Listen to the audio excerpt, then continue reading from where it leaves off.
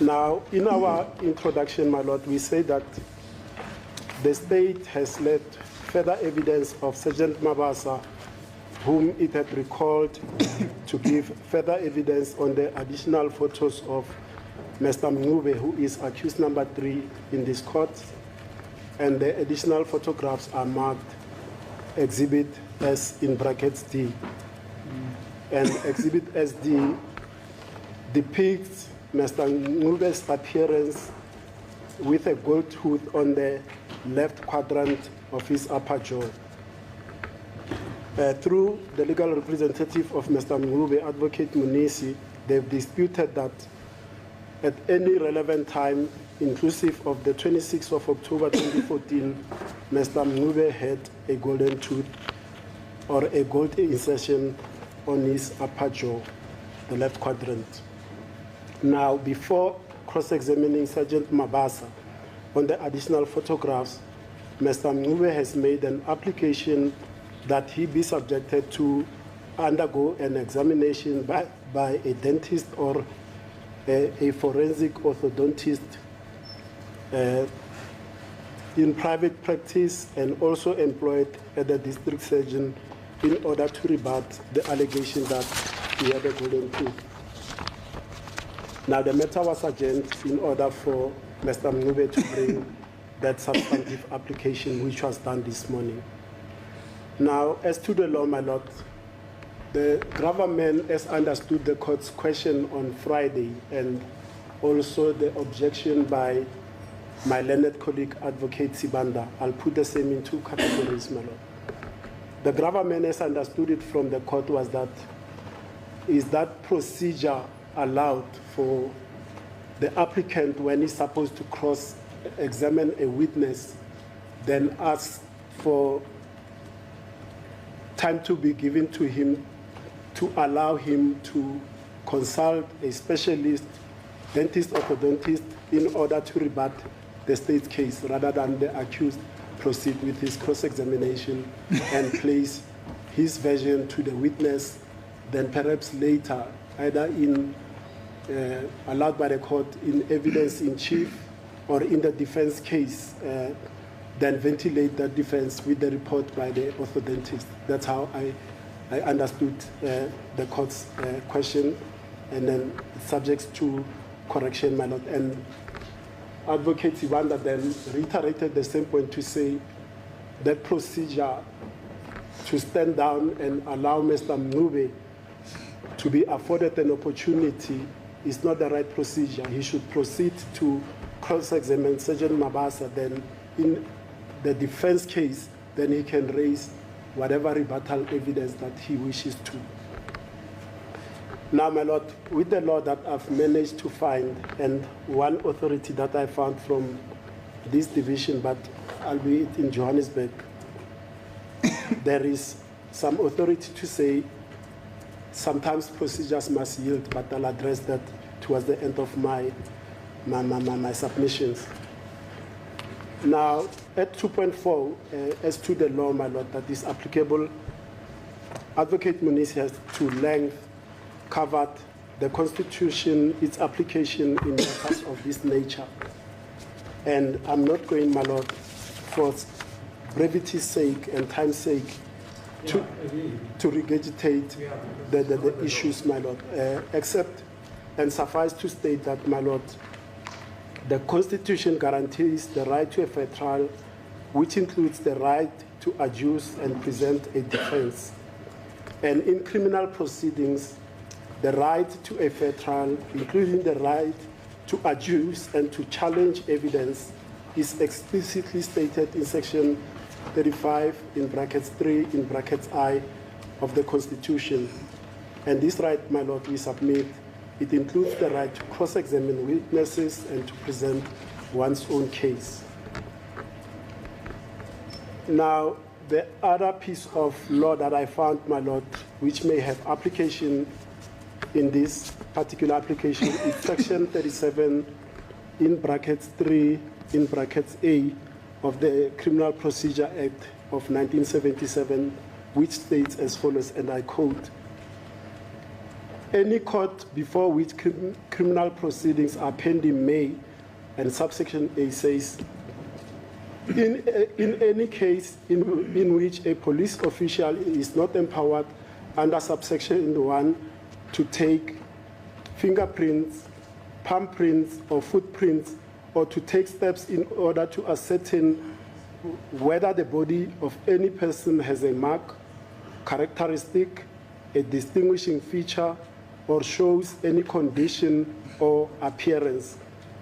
Order that prints be taken of any accused at such proceedings, or that steps, including the taking of a blood sample, be taken which such court may deem necessary in order to ascertain whether the body of any accused at such proceedings had any mark, characteristic, a distinguishing feature, or shows any condition or an appearance.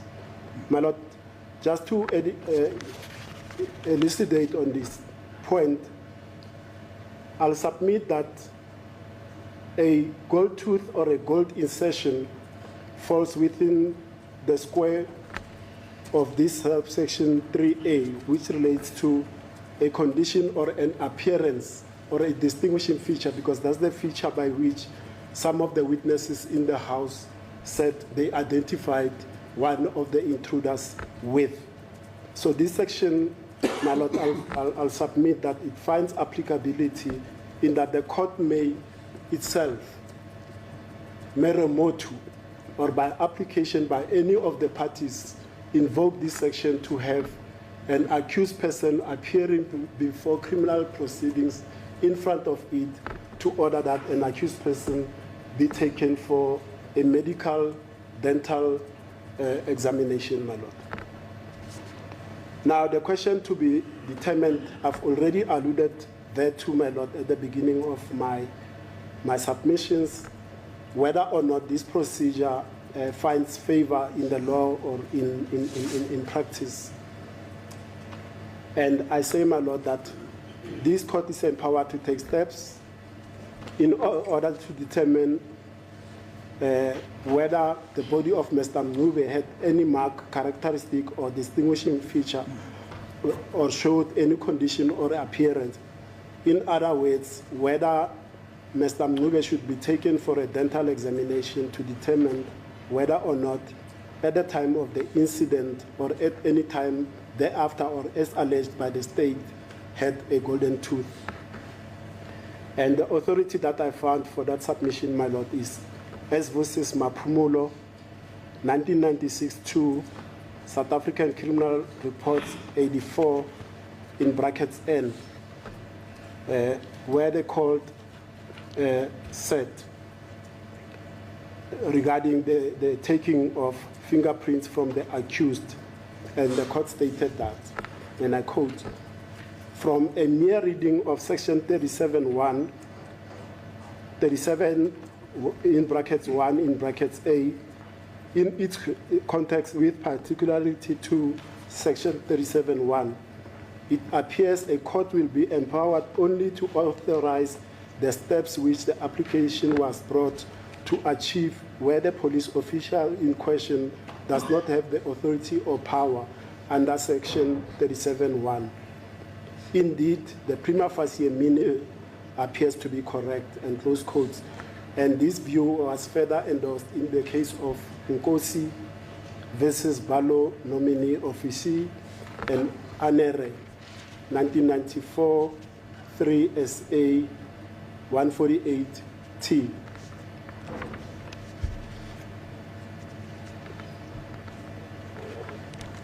Now, these are the submissions that we make, my Lord. We submit that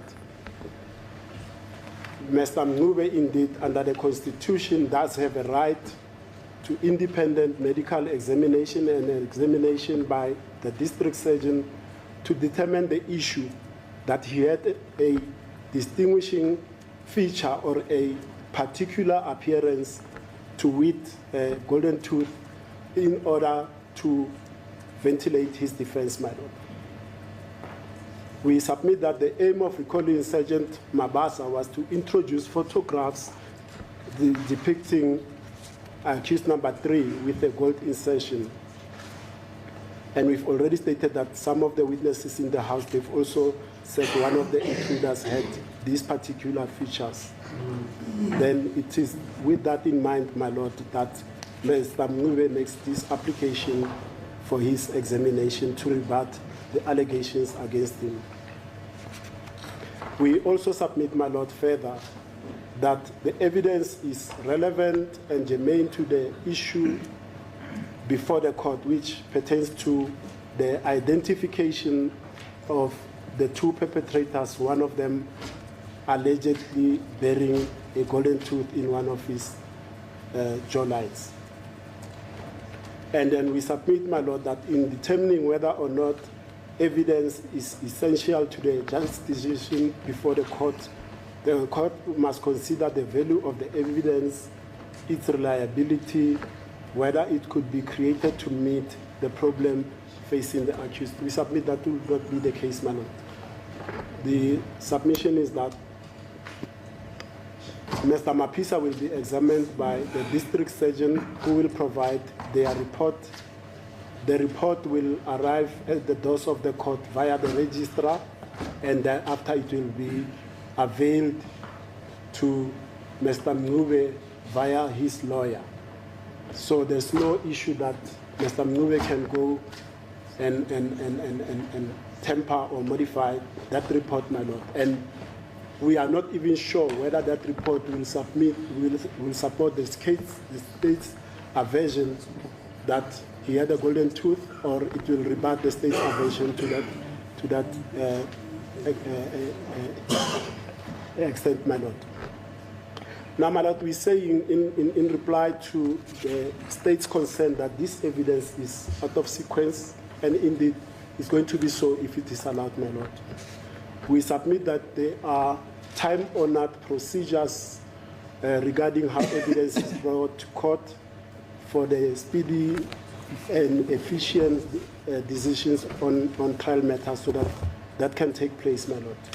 We know the time-honored procedures of evidence in chief, cross-examination, and re-examination. But we submit, my Lord, and this is the authority that I found to that extent, that